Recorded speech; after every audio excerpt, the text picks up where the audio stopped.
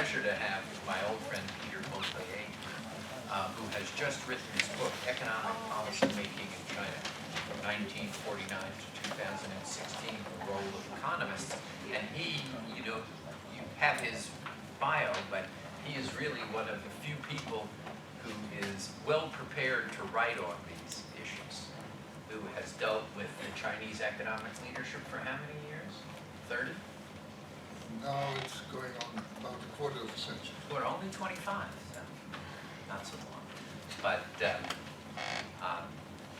I first met him when he was, what is it? It's called resident chief of the World Bank office in Beijing, which was in the mid-1990s.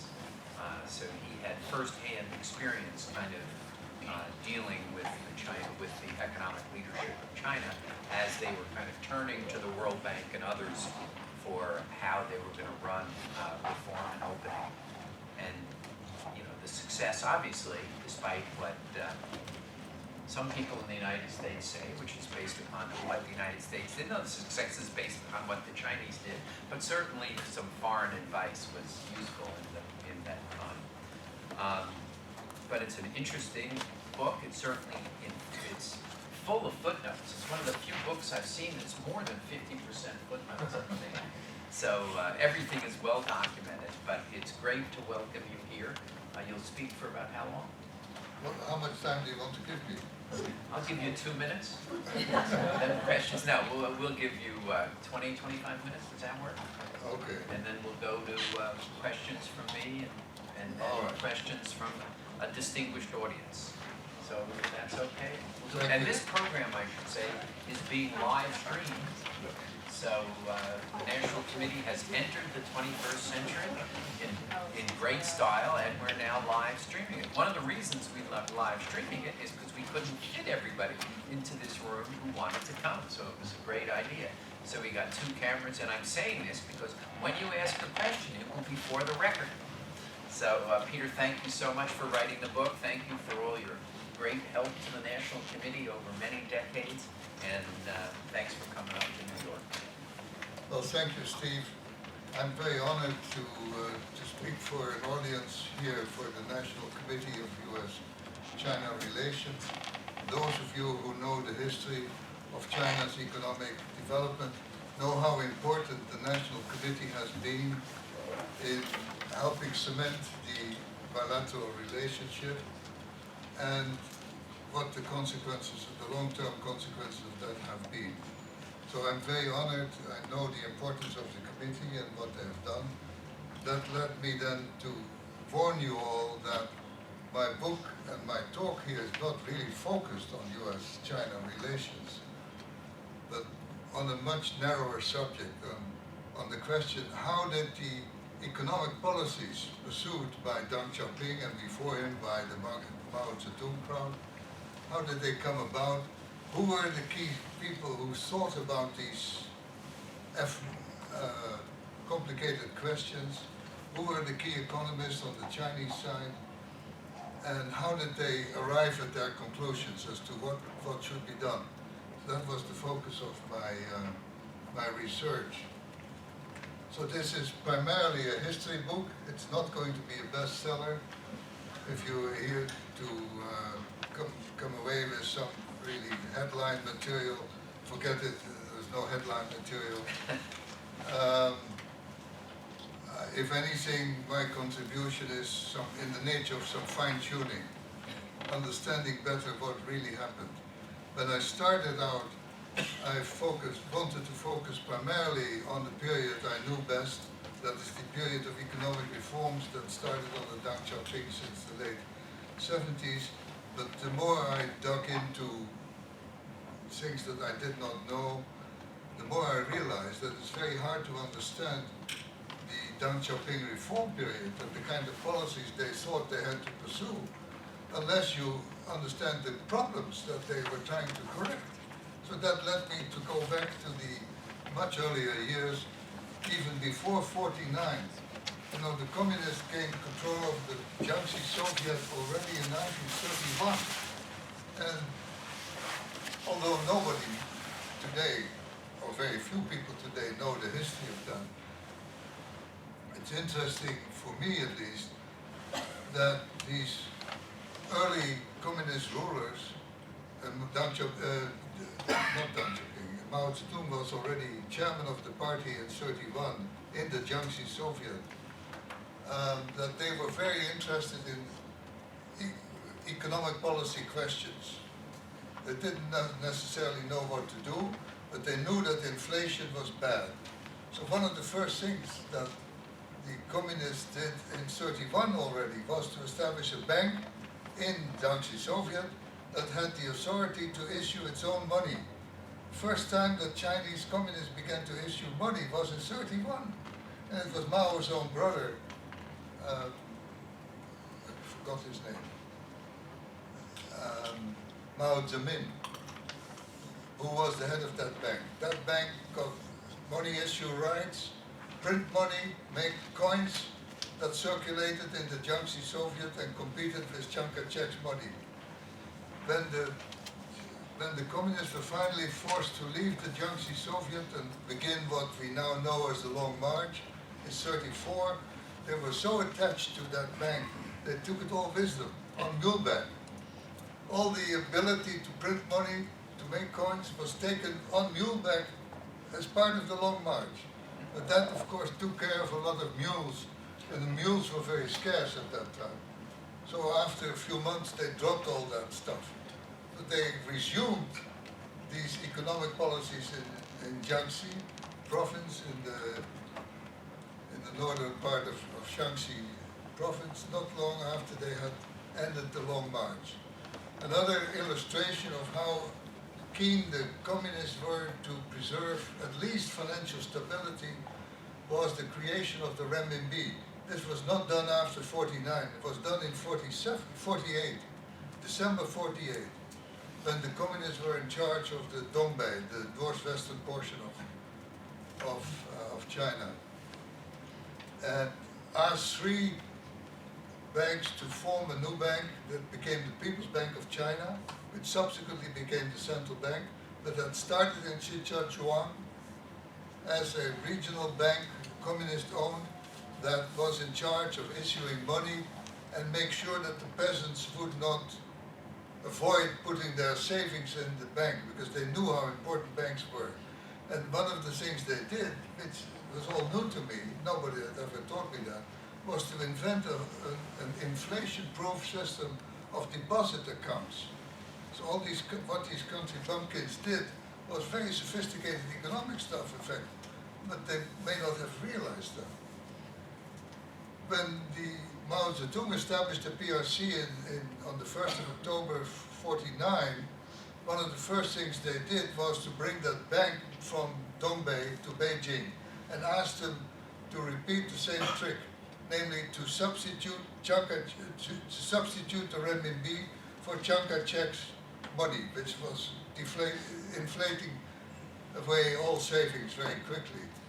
So the renminbi was in fact introduced after '49 China-wide, and was one of the factors that enabled the communists to fairly quickly deal with the massive inflation problem which was plaguing the country. And the fact that the communists were so effective in getting inflation under control relatively quickly with that combination of deposit accounts, inflation-proof deposit accounts, and a new currency, and very conservative fiscal attitude. They didn't want to spend more than they took in, so they never borrowed any money. They had no debt. Very conservative fiscal people. But all that succeeded in getting inflation under control very quickly, and that is one of the not discussed factors that gave the communists credibility fairly early on. And that we always think about the political aspects of that transition, the military conquest, but the economic conquest was very important. So I went into the history of all of that and discovered all sorts of things. Now on the book itself, very briefly, as Steve was saying, what you call footnotes is in fact a chronology. That's almost half the book, 40%. Yeah. may look like a footnote, but it's in fact an annotated chronology. What actually happened, not to the economy, but the process of economic decision making. And that is the heart of the book in a way. Nobody had ever sort of written up to my knowledge at least, the actual sequence of policies and what brought about those policies. What were the key events? Who were the key people who thought through the implications of these policies? And what were the documents on which they were based? One of the most important early documents was an essay written by Mao Zedong himself in 1940 called On New Democracy. That was a fairly long essay, but that became the kind of benchmark document for economic policy making in the first few years. And when the People's Republic was established in 1949, there was no cabinet, they had no central bank, they had all these chunk-and-check banking institutions. And it's very interesting to me that even though they had no articulated set of economic policies at that time, Mao Zedong asked Chen Yun, his old friend and fellow party leader, to take charge of the economy. And for almost 3 years, until late 1952, China had only one person who was in charge of the economy. There was no economic cabinet, there were no ministries. And that was Chen Yun. Chen Yun was an incredibly important figure, much more important than I had ever realized. He was also, after Mao Zedong's death in September 1976, the key figure. He was a very senior party member. He is now one of the 8 immortals, together with Mao Zedong.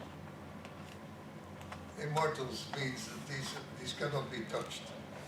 These are very senior party leaders, and Deng Xiaoping was one of them. It was Deng Xiaoping who persuaded Hua Guofang, who was Mao's designated successor, to free Deng Xiaoping from the house arrest under which he was at that time. Because Chen Yun knew Deng Xiaoping, knew what a clever fellow he was, and how badly the party needed people like Deng Xiaoping to help design a new program, economic program. Chen Yun himself could have perhaps done it. He had been in charge of the economy in the late 40s, early 50s, and again in the early 60s. But he felt he needed Deng Xiaoping to help him design a totally new approach to economic development, which was very different from what Mao Zedong had tried. So Chen Yun was a key figure who helped free Deng Xiaoping from his house arrest. He persuaded Hua Guofang that they had to bring Deng Xiaoping back to the center and restore his old positions. He was deputy chairman of the Central Committee. He was also deputy prime minister, and he was a very good politician. So once Chen Yun had brought, and Chen Yun and some others had brought Deng Xiaoping back, then the whole process of deciding what to do started. That culminated in the third plenum of December 1978. That was the third plenum of the 11th Party Congress. That was preceded by a work conference of the party and educated people. And the closing speech that was made for that work conference was made by Deng Xiaoping. That closing speech became the agenda for the third plenum, essentially. And what we now regard as the start of the economic reforms, that third plenum, was essentially based on Deng Xiaoping's idea that he presented to the party and managed to persuade his fellow party leaders of following. So Deng Xiaoping became then the paramount leader, even though he was not party secretary or so on. That was Hua Guofang, but Deng Xiaoping didn't think much of Hua Guofang. He was not a terribly enlightened leader, so he basically wanted to get rid of him, but that took a little while. That was accomplished by several steps that I won't have the time to go into. So most of the book is an attempt to actually write down what actually happened in terms of economic policies. And because it's a history book, I try to interpret these policies, and I try to indicate what were the key events, what were the key conferences, what were the key documents that were used in these processes. And 5 of the 6 chapters that follow the chronology are basically an elaboration of the chronology. They deal with particular aspects. One of the chapters, which is a bit of an outlier, deals with how China actually entered the World Bank and the IMF, which was one of the first things they did, Deng Xiaoping did, after the normalization of US-China diplomatic relations on the 1st of January 79. Deng Xiaoping and his fellow leaders by that time had been persuaded by Gu Mu, which was one of the deputy presidents at that, deputy prime ministers at that time, that they were doing themselves a disservice by blocking all borrowing from Western countries. They couldn't even think of borrowing from the World Bank. They weren't members in the first place, but even if they had been members, they couldn't borrow because that was an agency associated with Western economics. And Mao Zedong had a self-imposed restriction on borrowing from the West. The only place they could borrow from was Moscow. So Gu Mu had been on a very important mission to Western Europe in middle of 78. 40-man mission, all party, senior party leaders, to study France, Belgium, some of the Scandinavian countries, and Switzerland.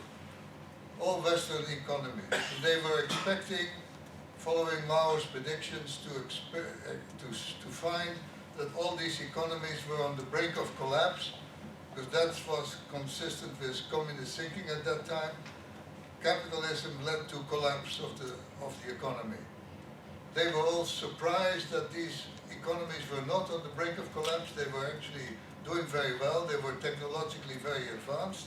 It wasn't only the United States, but there were Western European countries that were just as advanced. And they had a totally different political systems, but they were not eroding the power of labor. They in fact cherished labor through collective bargaining provisions and so on. So Gu Mu, when he came back to Washington, recommended that they should discontinue this ban, self-imposed ban on borrowing from the West, because he had been persuaded that these Western economies, all Western European countries, had something useful that they could learn from. And Deng Xiaoping bought that. Almost immediately after the normalization of relations with the US, which was the big prize, of course, that was the single biggest prize they were aiming at, he asked his new ambassador in Washington to call the World Bank and the IMF, how do I get back in? Because he saw in the World Bank in particular, more than the IMF, a potential teacher on how you develop an economy, how you gain access to capital markets, what you have to know about the experience of other countries, member countries. And McNamara was the president of the World Bank at that time, and was very keen to bring China back into the World Bank as a full member. He had only one problem. China was already a member, but the China that was a member was Taiwan, of course, was the Republic of China. The Republic of China had borrowed a lot of money from the World Bank in the 60s and 70s. And McNamara realized that bringing the PRC in would mean kicking Taiwan out or asking Taiwan to leave.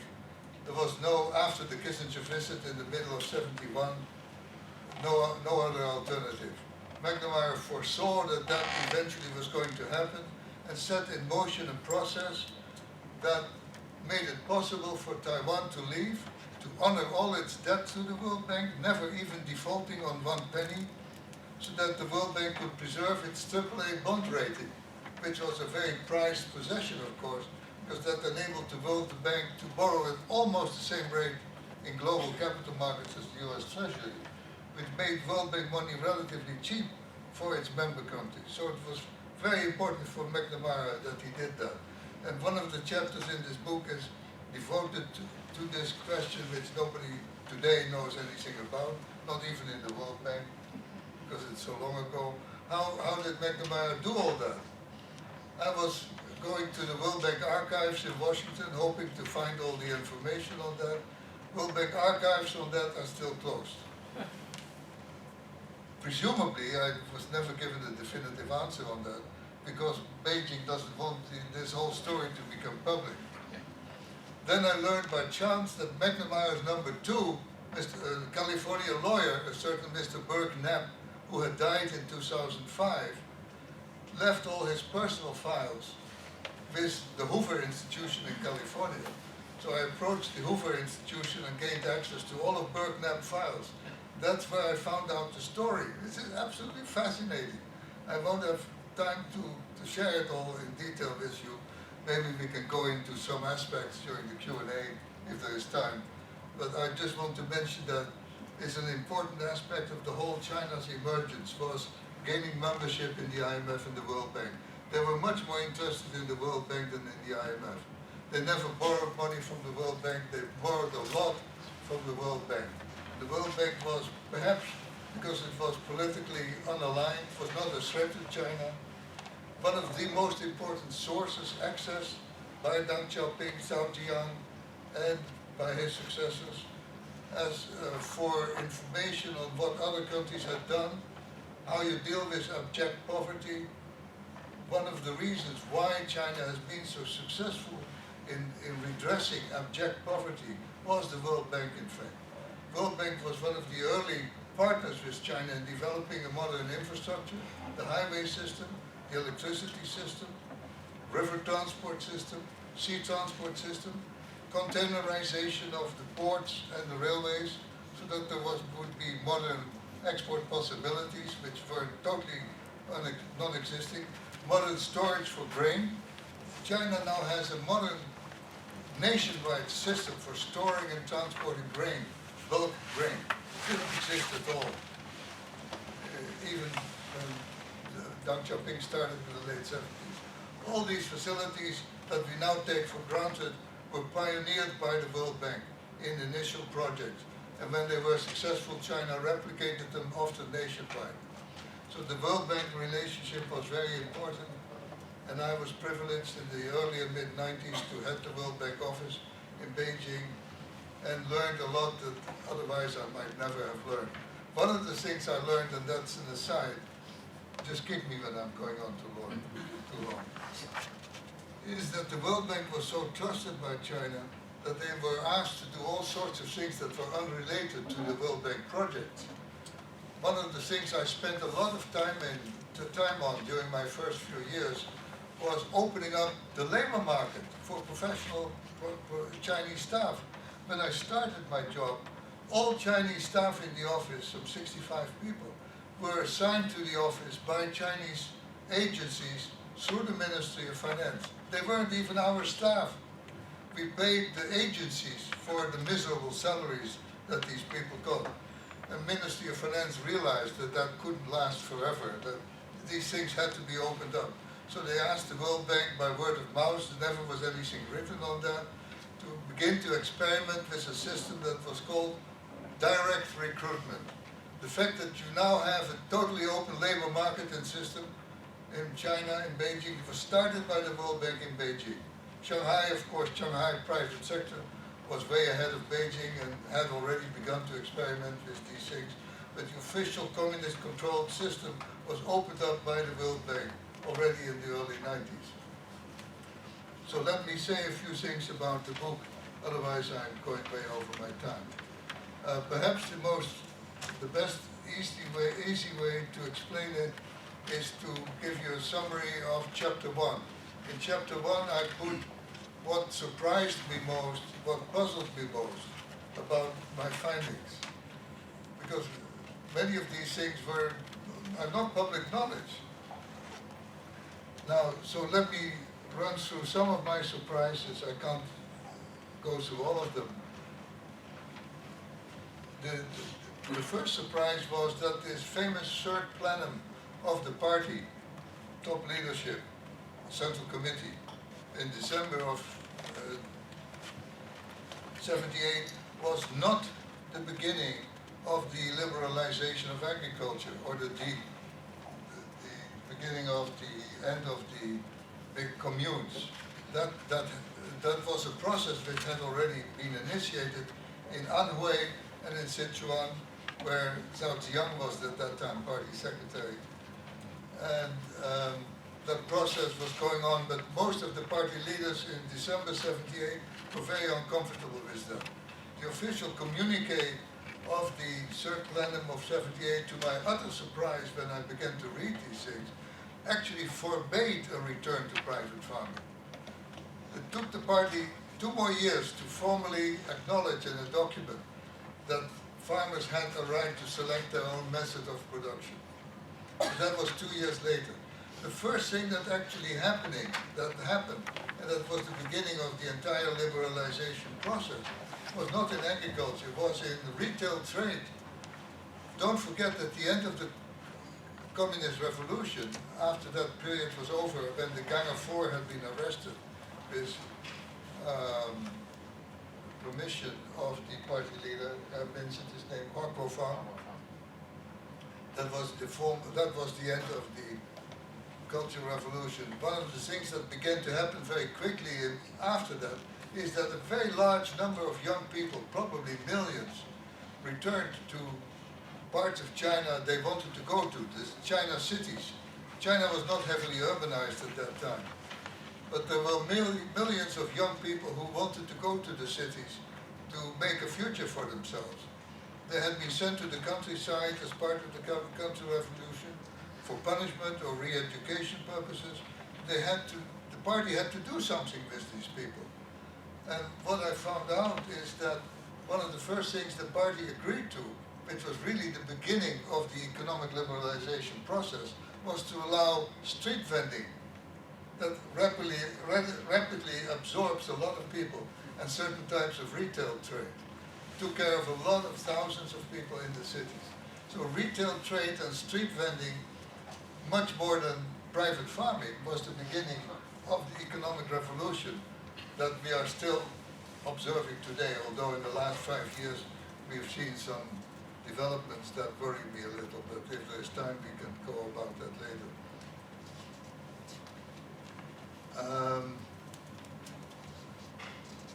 Another surprise for me was how difficult it was for the party early on in the early 80s, after the Deng Xiaoping had died and Mao Zedong had died, and Deng Xiaoping had set in motion, had persuaded his fellow party leaders to set in motion a process of economic reform.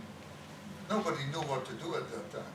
And one of the most controversial issues was whether it was acceptable in a socialist system to pay incentives to companies or people. There was a special name for that, which in English was called paying people according to work. Under the Communist Party system, you pay people according to needs. So the idea that you would pay people according to what they contributed was a revolutionary idea, and there was huge disagreement within the party, even in the early 80s. Whether that was acceptable, because one thing everybody agreed upon, we don't want to become capitalist. We want to establish a socialist system with certain capitalist elements in it that will help us to establish a more prosperous socialist system. But everybody agreed that it had to be socialist. And was paying people according to their contribution, consistent with the idea of socialism. What I found, there were hundreds of conferences all over China to debate just that issue, and they couldn't reach agreement. The party was internally totally divided on that question. There were about as many people who argued you could not do it as people who were arguing you could do it. It was finally Deng Xiaoping who took the lead in this issue, who authorized an editorial or a long article in the People's Daily, which was the party's newspaper already then, the Renmin Ribao, that paying people according to their contribution was consistent with socialism. It was a personal decision made by Deng Xiaoping. Once that article had been published in the party's newspaper, it became dogma. It became acceptable to pay bonuses to party leaders, to managers of successful state-owned companies, and to pay bonuses to workers who did more than the average. That also led that principle to all sorts of market-oriented principles that followed. The whole idea that enterprises should be able to compete and retain part of their profits grew out of that concept. It was a total, not many people in the West knew where they came from, but this was a breakthrough of monumental proportion, paying bonuses, paying people according to their contribution to the output. You may want to jump to the present, because if we stay back in the 70s and early 80s, we're not going to get to the, yeah, that's right, you'll never make it. So we probably, you talked about some of your concerns going, that exist today. I think in the podcast before this, we talked about, I think one question would be, you talked about a third plenum. I often talk about the third plenum of the 18th Party Congress. And you and I discussed that, but you discussed your concerns about the direction of China's economy today.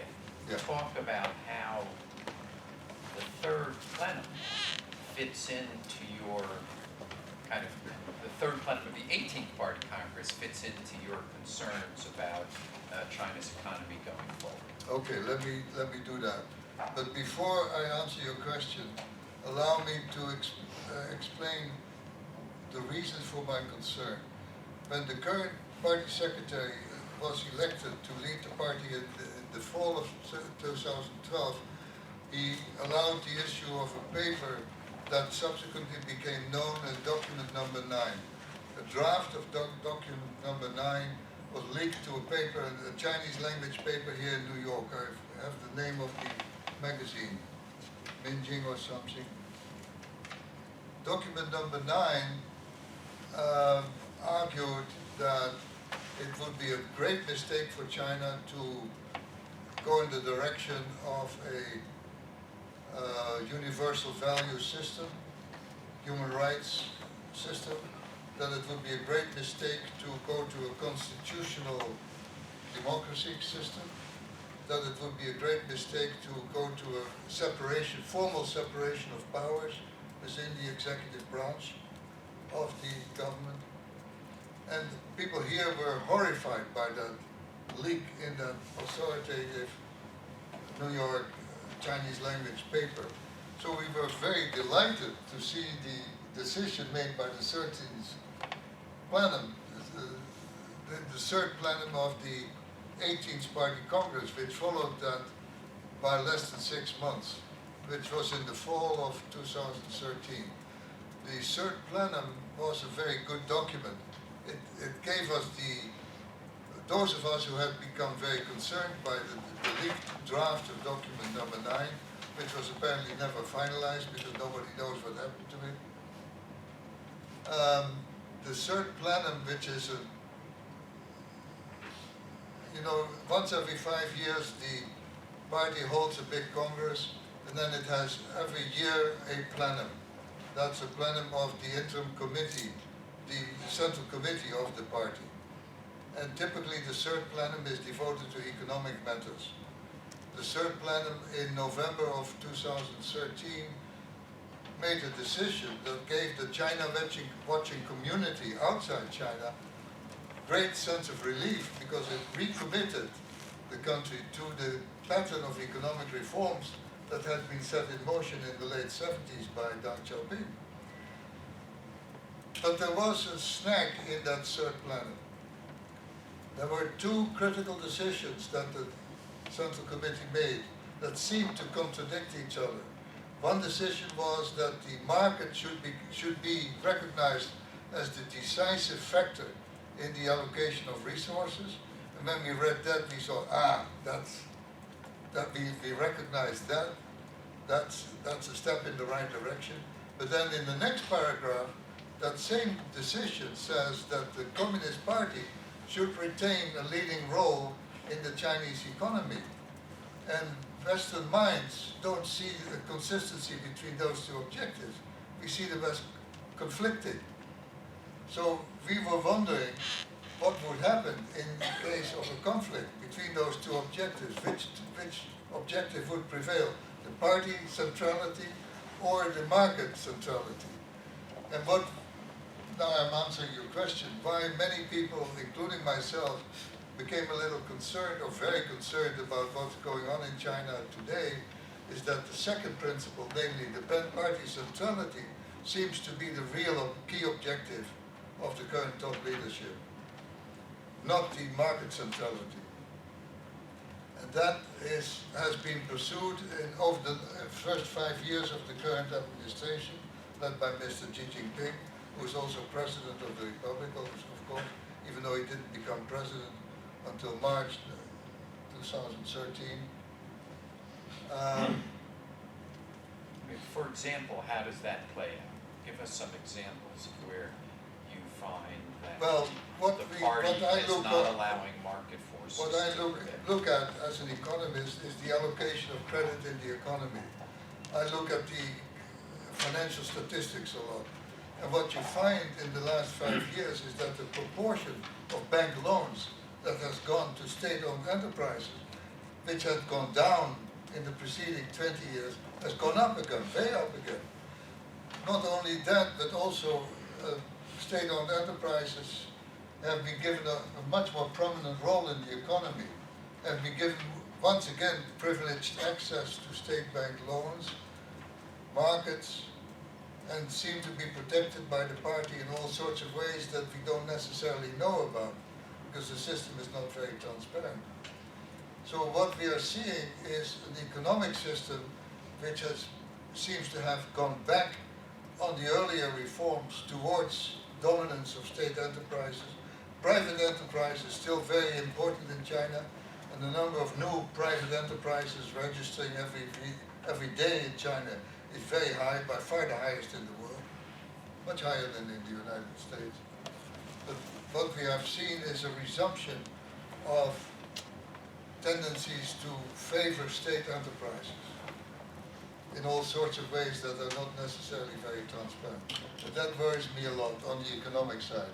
On the political side, I think there are also reasons to be concerned because the current leadership has amassed a lot of power, decision-making power in its own hands, centralization of decision-making power, the erosion of central committee and Politburo powers in favor of a centralization of powers in the hand of the party secretary. That's on the political side what seems to be happening, what is happening, and what worries a lot of people because it contradicts what was going on in the earlier decades, reforms. So how does this spill over into the U.S.-China relationship? Well, it is one thing I wish would be for the leaders in this country, including the president, but also the key people around him dealing with China, is that they know the history better. One contribution I hope to make by this book is to develop interest more in the history.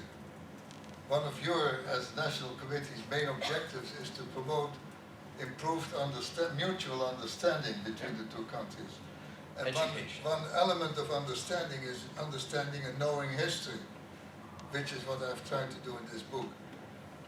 I think where things went off the rail is that the degree of comfort we had up till this current leadership in China moving in the right direction, maybe not at the pace we had wanted to see, but at least in the right direction,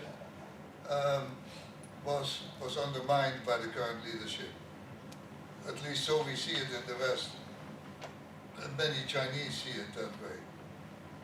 I was in Beijing only a few weeks ago and talked to a lot of the senior people, and I was amazed to see that in private conversation, a lot of people express concern about what's going on. Concerned about what aspects? The political aspects and the economic aspects. Which part of the economic aspects? And too much effort to promote state enterprises in the economy and to control what is going on in the allocation of resources. One aspect, Resources being the credit allocation. yeah, one aspect of that has caused a lot of controversy and unhappiness in the relations between China and its main trading partners, the EU and the US, is, I'm trying to remember the name, this industrial policy called, 2025. yeah, Made in China 2025. 2025, Yeah. which is an industrial policy aimed at promoting Chinese technologies by Chinese enterprises, not necessarily only state enterprises, but just across the board. That has caused a lot of problems in the relationship. Not because I think we should be opposed to the idea that China has an industrial policy. I accept industrial policy as a normal thing. A well-managed developing country should have an industrial policy. But what has gone wrong here is that the initiators of this policy, which was the Ministry of Technology incidentally, not MOFCOM, as many people say, did not anticipate the negative reception that this policy would have in the world at large. I think the policy is not bad, but it was sold in the wrong way, and they did not anticipate enough the negative spillover effect on international relations. But I'm not opposed to the idea of an industrial policy. We should not forget that the US economy was brought great on the industrial policy. Until the Second World War, the US was in fact one of the most protected economies in the world. We tend to forget that. It wasn't until after World War II that the US began to lead an open trading system. Before that, forget it. So what China today is doing, being a much poorer country than the US was even then, is not a bad idea per se.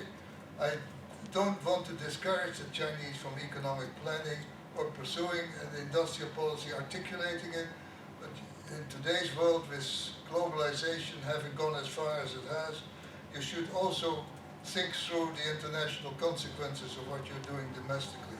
And I'm afraid that the party leaders who authorized this policy didn't think that through. Isn't China moving towards a consumption-driven growth? Doesn't the data tell you that China is doing exactly what we asked them to do? Absolutely.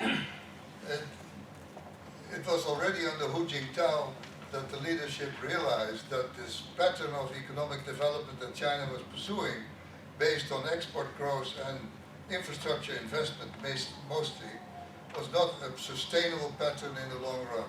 Already Hu Jintao convinced the party that they had to move towards a very different system of economic development.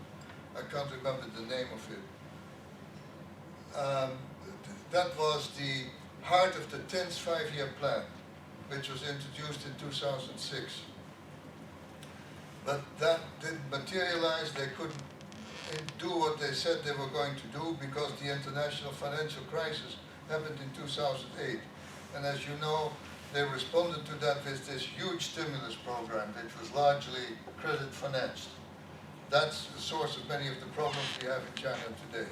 So during the 10th five-year plan, zero progress on this restructuring of the economic growth model. But when the 11th five-year plan came along, which was started in 5 years later, so that is 2011, was after the crisis, they retained those same objectives, restructuring the economy in the direction of dependence on domestic demand, especially consumer demand. And then we see the beginning at the 11th five-year plan of great success in restructuring the economy. If you look at China today, the most important driver of economic growth is no longer investment, it's domestic consumption. Domestic consumption as a percentage of GDP is still much lower than in the US, but the US overconsumes. The US consumes more than it produces. That's one of our problems. China is still a net capital exporter, but not so much anymore. The notorious current account surplus, which was an aspect that the previous US and foreign governments complained about, which was over 10% of GDP in 2007, which is off the charts. A large economy like China with a current account surplus of 10.7% of GDP. Last year it was 1.3%. And this year we think it may go down to a little over 0. That was going to be my next question, exactly, which was, I was going to say, my question was going to be, what is the ratio of China's current account surplus to GDP? And you've answered that question. And that was the standard that we gave to the Chinese government. That's When it was correct. 10.7, we said, that is exactly what you said. That's off the charts. It's not fair. Now they've dropped down to probably below 1%. Below 1%. And we're saying we've changed the standard to a bilateral trade deficit, which I think serious economists think is ridiculous. So are we being fair? Well, I had hoped to avoid political subjects. I'm asking an economic question. This isn't a political question. But the political dimensions of that question are very obvious. I'm not going to say much on this, but I believe that official US economic policy vis-à-vis China is extremely bad. Not just a little bit, but as bad as you can think of. The notion that a bilateral trade deficit is a criterion for policy formulation is totally nonsensical. The other main leg of US policy making, economic policy making vis-à-vis China, technology theft, we could talk about that. That's a different question. But initially, the source of the problems, of perceived problems, was the big bilateral deficit, which was on commodity trade only $370 billion, $375 billion last year. And if you take into account not only commodity trade, but commodity and services, because the US typically has a large service and services trade, even with China, the total commodity and services deficit that the US had in 2017 was lower than the commodity trade deficit by about 40 to $45 billion. That's our surplus in commodity trade with China. So I cannot say many good things about current US economic policy vis-à-vis China. I think we're totally on the wrong track. I think we've done a lot of damage to the relationship by pursuing these policies. I'm not even sure that if we were to persuade the White House of the wrong things they're doing, or of the fact that they're doing things in the wrong way, I'm not even sure that they can correct it, because the limited amount of goodwill that the US enjoyed in China has been evaporated by the trade wars. When I was in Beijing just less than 2 weeks ago, I sensed that even the intellectuals have now come to the conclusion the US is not their friend. They always looked at the US as their friend, ultimately. But I sense that goodwill is gone today. So even if the US changes its mind and put these China policies on a better track, I'm not even sure the Chinese would buy it today. I'm glad you didn't want to have a political answer. let me ask one last question. You know a lot of the economic policy makers. You've spoken with them. You mean in China? In China. Many years have spoken here. They, knowing that, do you think that current economic policy in China is consistent with their views of what economic policy should be? In answer to your question, I'd like to make a distinction between those Chinese economists who are in charge of the financial sector and those who are dealing with the real economy. I see problems of the real economy in the form of a resumption of importance of the state-owned enterprises. I see much more commitment to liberalization on the financial side. The Chinese, in fact, we hardly attracted any attention in this country, but have opened completely foreign investment to the automobile sector and the financial sector. But we choose not to pay attention to that. That's just a few weeks ago.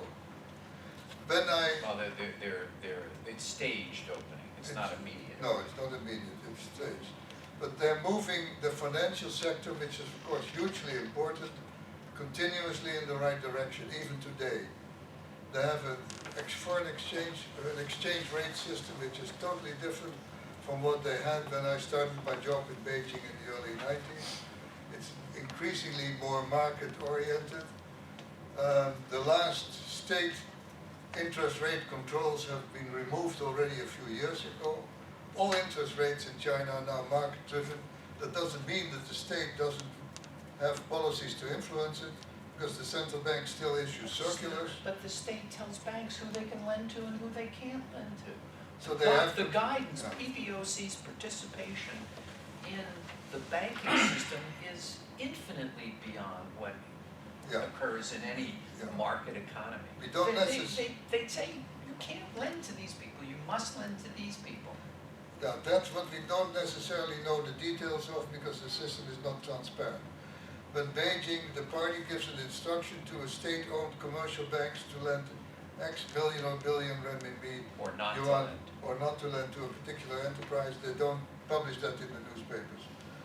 Nor do you necessarily find it. Some of the accountants may find out, but don't necessarily tell you what's going on. So I agree with you, the state retains a lot of control over the allocation of resources through the state-owned banking system, and on terms that we don't necessarily would consider market-oriented, but we don't know the details. But if you look at what happened on the stock exchanges, the criteria they have for listing and delisting, they've followed essentially the Hong Kong system, which is based on the New York system. We've seen the opening of direct links between Shanghai and Hong Kong. Now we have Shenzhen and Hong Kong. We, I think, soon have, or already have, I don't know, Shanghai and London. December. That's already. 2 more months, yep, we will have It's this. going to happen.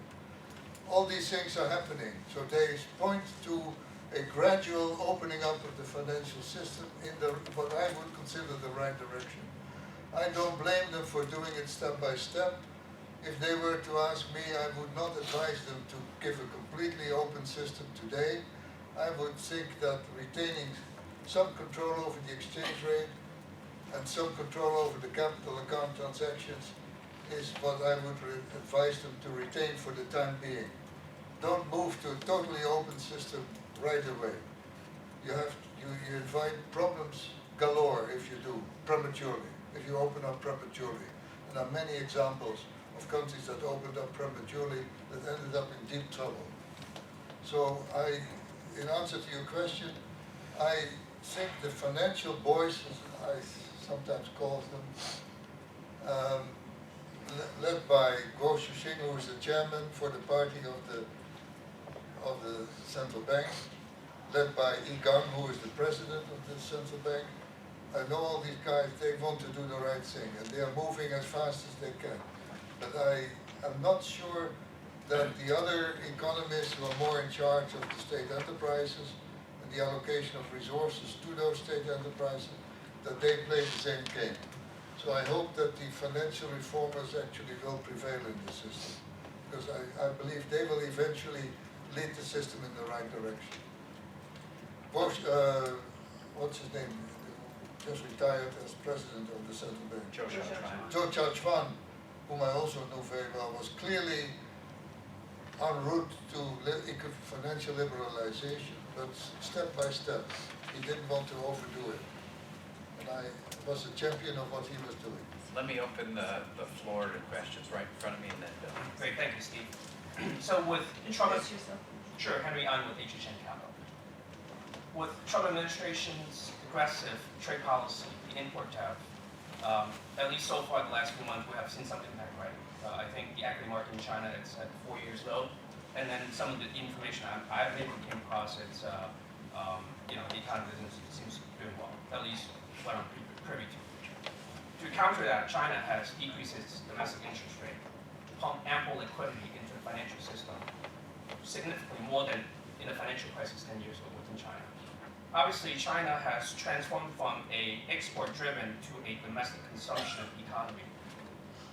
Nobody knows if this trade war, how long it's going to last. Let's assume it's going to last longer than expected. Do you think, obviously, China's taking a hard-nosed stance also in this confrontation. With that said, do you think China has the financial muscle to withstand this, or do you think there are too much issues, or just too much import in the past that they would give in? What are your thoughts? And if you can share your thoughts with some kind of rationale, that would be helpful. Thank you. When you say if they have the financial muscle to resist it, you mean U.S.? So far the stance, no, in China. So far the stance is they're playing a hardline ball, right? We're not giving in so far. And obviously, I think it's in the financial environment, the economic environment's playing that way, that they're not doing well so far. Now, how long would this be? Nobody knows, right? How bad is it? Nobody knows, because some of the information is not really released in the public. But what we can see so far, it's not doing that well. With that said, do you think, but the question is, the crux of the question is, do you think China has the financial muscle, the economic strength to withstand this tremendous pressure from the Trump administration? Either yes or no, and what are your rationale? If yes, what are your rationale? If no, what are your rationales? Thank you. Well, I certainly hope they do. And I think they do, actually. We should not forget, in looking at this question, that the fall in the growth rate preceded Trump's trade war. If you look at the Shanghai Composite Index, it began to decline long before U.S. under Trump's leadership began to express negative sentiments to China. So that to relate the decline in the Shanghai Shenzhen Stock Exchange to the Trump trade wars is questionable, I think. It may have aggravated the decline, because it's one of the aspects that people look at to reaffirm their impression that China economy is on the way down, but it is not on the way down. The growth rate this year, we expect, will still be about 6.5%, one of the highest. Maybe India is slightly higher, but it's after India probably the highest, fastest growing large economy in the world. Consumer demand in China is a little down at the moment, as those of you who are involved in that business perhaps may know from your own order books. But if you look at the trend of consumption growth over a longer period, you cannot deny that it has been very impressively in the right direction. From the beginning of the 11th five-year plan, when they had more or less their hands free to pay serious attention to this, consumption growth, private consumption growth has grown in real terms by more than 10% a year. That is down now. Auto sales are down, actually. China being the largest auto market in the world, that is a factor of some importance. And one cannot deny that there are some worrying trends for certain consumer goods.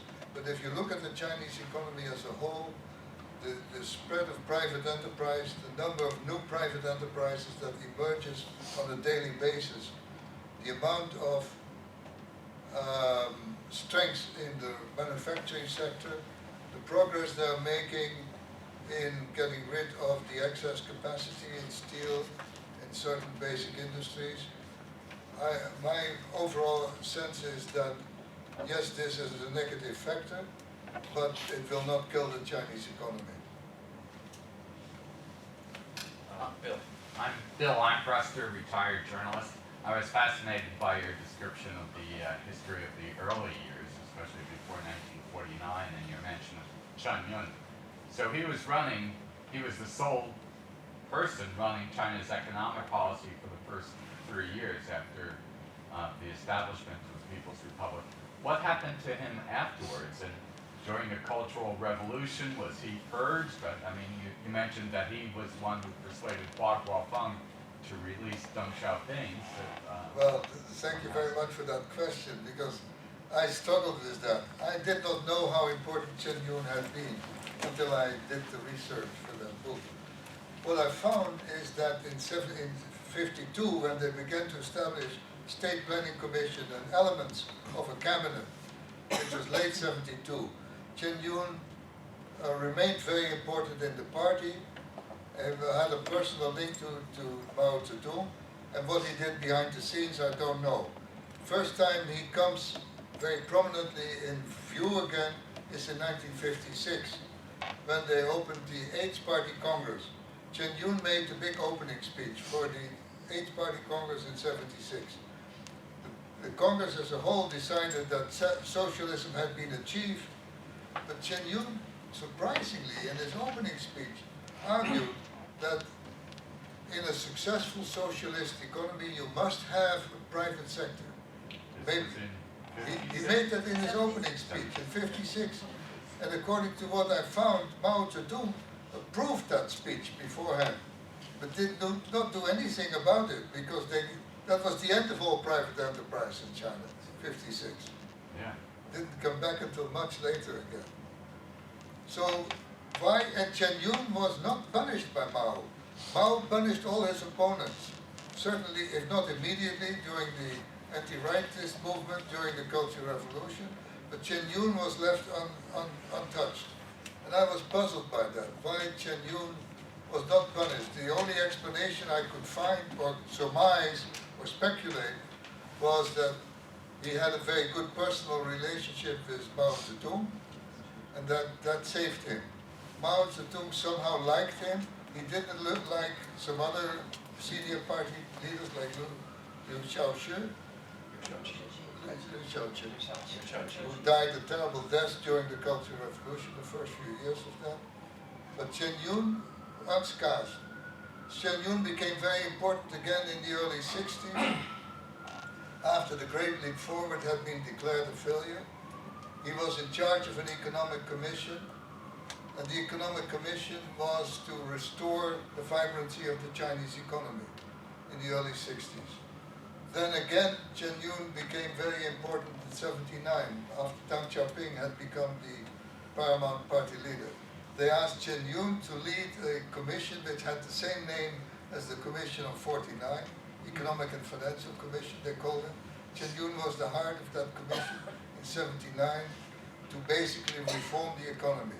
So Chen Yun brought back Deng Xiaoping. Deng Xiaoping asked Chen Yun to take the leadership in heading the overriding committee, which had 4 subcommittees, which dealt with specific subjects. The Technology Commission, I don't remember all the details, but you'll find it in the book if you take the trouble to look at it. But Chen Yun was incredibly important, even in the earlier reform years. And I suspect that Chen Yun was so keen to get Deng Xiaoping back in his leadership position because they thought alike on the problems that had developed during the Cultural Revolution and before that during the Great Leap Forward. It wasn't until the later 80s that Chen Yun and Deng Xiaoping began to have public differences on priorities. Chen Yun is also dead now, but he died way after Deng Xiaoping. A few years earlier than Deng Xiaoping. But they began to have different ideas on what the party priorities should be in the late 80s. That's when they parted ways. But it is interesting that even though they publicly parted ways, when Deng Xiaoping came back from his when he was already 88, he saved China for the second time in 1992 on his southern tour. You may know about that. That was a critical event in the economic history, because the party was partly paralyzed by internal conflicts of what to do after the Tiananmen disaster of '89. But Deng Xiaoping then took the lead again, although he was already 88 and had no formal party positions anymore. He still took a personal holiday, took his family to the south, made all sorts of speeches where he encouraged the entire system to resume the economic reforms with vigor again. And when he came back to Beijing after that, Chen Yun made a speech applauding him, contrary to what we would have expected. So Chen Yun was like Deng Xiaoping, and in 92 at least, thought that his southern tour had been successful. But Chen Yun is one of the mysteries that I came across. The critical periods are the early 50s, late 40s, early 50s. 56, his big speech for the Eighth Party Congress. Then again the early 60s, and then again the late 70s. An incredibly important man. Very few people in the West know how important Chen Yun was for this whole emergence of China. Can we jump back to the, we have another, go ahead. Oh, well, you can finish your question first, Lisa. Well, it related to the first question, right, where you said I think you said, I hope China can withstand the pressure. You think they have the ability to do that. Isn't the way to think about this, though? I mean, obviously, we all agree, serious economists agree that the bilateral trade deficit is not an appropriate measure to measure China's progress. But a lot of the things that the Trump administration is requesting that China, demanding that China should do, are things that China should do. I agree. They really are things that China should do. And shouldn't Chinese policy today, economic policy today, do those things that are really in your interest to do? Because my problem today with Chinese economic policy is, I would say, if I had a phrase to characterize, it's protect the incumbent. It's protect the SOE who's the incumbent. It's protect the company that doesn't have foreign competition because there are investment restrictions. It's protect the company that's protected by tariff barriers, by the non-tariff barriers. Now, the Trump administration is correct in saying, break these down. But China doesn't have to really do it for U.S.-China relations. It should do it because it would create more economic growth in China and be better for the people of China. That the losers in protect the incumbent policy are the people. Everybody loses except for the incumbent. Isn't Well, that the way? I agree with that, and I would argue very similarly that the Chinese are doing themselves a disservice by sticking to the China 2025 policy in the way it was formulated. What I sensed when I was in Beijing is that there is now awareness of the problems that were generated by this problem. The senior people in the Ministry of Commerce, MOFCOM it is called now, it was MOFTEC when I first came to China, don't get tired of pointing out to you it was not their baby, it was the Ministry of Technology. So they don't want to assume responsibility for that. So I sense strongly that within that very powerful ministry, MOFCOM, there are senior people who would like to revamp the technology policies. Go ahead, sorry. But can I just follow up with one further comment? Because I don't think that one country can ask another country legitimately to have a certain economic system. China may have ultimately an economic system and a political system that is very different from what we would like it to be. But that is not our decision. We have to learn to live with the idea that other countries, even if they are as important as China, follow political principles that are alien to us, that we don't recognize as good for us or good for them even. But it is not our decision. So the Trump administration or any foreign leader cannot require China to change its economic system in a direction that we are more comfortable with. We have to learn to live with whatever it is that they feel comfortable with. If we think it is bad for them, I think we should engage them in dialogue and trying to convince them intellectually that there are certain problems with what they're doing. And I think that is what many people in China had always expected, and from the US and from the World Bank, and would again expect from the US. One of the dramas that is unfolding is that the Chinese leadership no longer believes that the US really wants to be a real partner with China. Let's get one last question in. Sure, no problem. I was really interested by your comments about how important the World Bank and IMF were to China's development, and especially lifting people out of poverty. I feel like a lot of the times that's reserved when talking about China joining the WTO.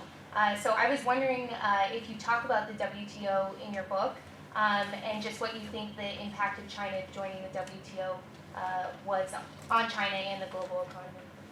Well, I don't say much about WTO in the book.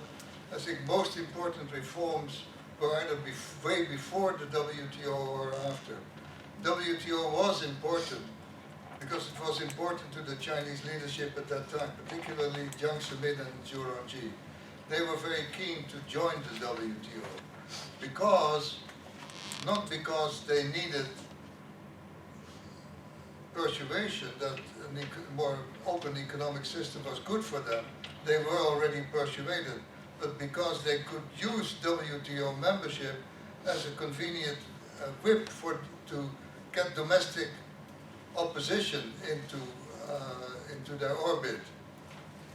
That's why they, I think, were so keen to join the WTO. If you allow me one little anecdotal detail. That's all. Well, No. we're at 7:01. You have to keep it to like 30 seconds. Okay. China applied for observer status in the GATT, the GATT, which is the predecessor of the WTO, already in 1983. So it was clearly in the early reforms in the early 90s in the minds of the top leaders that some kind of link with the global economy was desirable. They applied for membership in the GATT because WTO didn't exist in that time in 1986. That was also the year that the Uruguay round of negotiations started, which eventually led to the establishment of the WTO. When I was in Beijing, my office was not involved in these negotiations at all. This was between the Chinese and the members of the Working Party for the admission of China, of which Switzerland was the chairman, but the US was by far the most important partner. What we noticed, even though we weren't involved, we tried to monitor what was going on. What we noticed in '95 was that the negotiations came to a standstill.